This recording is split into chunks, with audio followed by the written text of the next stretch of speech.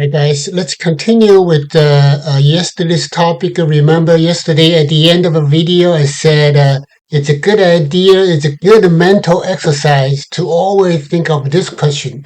If you claim that A causes B, then always nice and wise to ask what caused A.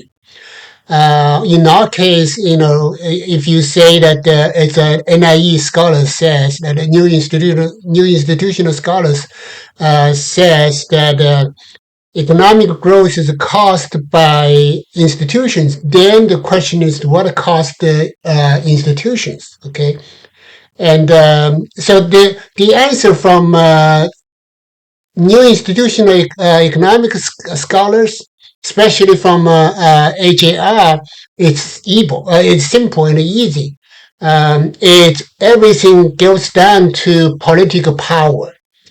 As they put it, the institutions all about the politics. So basically, in a way, we go from economics to political science, or political economy, I guess. But the same thing related. So, but they here, I would argue that they did raise the two things. There are two kinds of political powers. One is that de jure, basically the formal, legally binding political power. Basically in a democracy, whoever get voted into the official positions, right?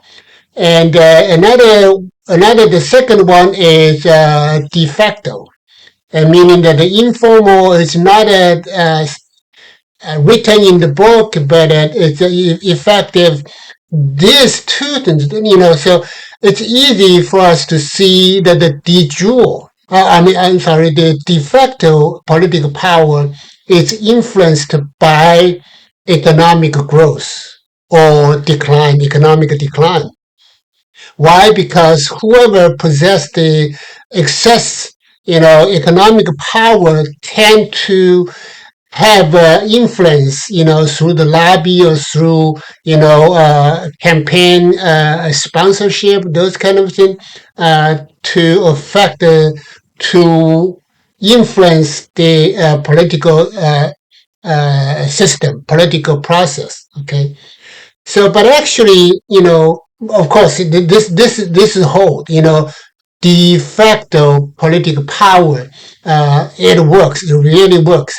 In fact, if you read the NIE scholars, if you read HAR carefully, you'll see that they actually mention that because in the 17th century England, the people, the merchandise, and then the landholders, they have gained power, economic power, and then they enough to be, fighting against the monarchy, right? So that you can see that the economic growth or decline will create some new elite, or even sometimes not a new elite, but some previously marginal social groups, make them stronger. That's why we changed it. So there's no little doubt on that. The de facto political power is influenced by economic growth, by the distribution of economic resources. So there's a little debate on that.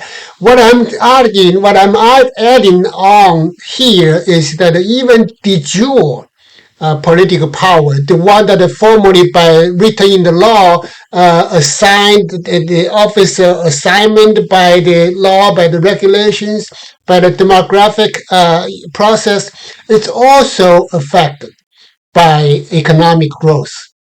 The best example is look at back in the 2016 presidential election in the U.S. Trump. The reason Trump won this election has much to do with the Rust Belt, for example, the manufacturing outsourcing, and then economic decline, unemployment, and people frustrated. So their political preference changed. So when all they need is somebody speak for their voice, speaking for them. That's what Trump basically did. Okay, Trump basically says that look at China, look at the Washington did. They make you lost your job. A lot of people ended up using drugs. Those kind of things. So that's another thing to say that even the de jure political power is affected. So that's why it's very important for us to know that it's not just the politics itself. Because if you really understand, you really want to understand the political power, then you really have to look at the growth, economic conditions. So that's one thing that we have to say that the HAR arguing that it's all about the politics, but then if you look deeper, you say no, that's not the case. Okay, this is just the inside of the U.S. Let's look at the international. It's probably even better examples. If you apply their thesis, everything is politics. Everything is about the political power. Then the best example is Russia. The shock therapy in Russia basically, they aimed at changing the political power.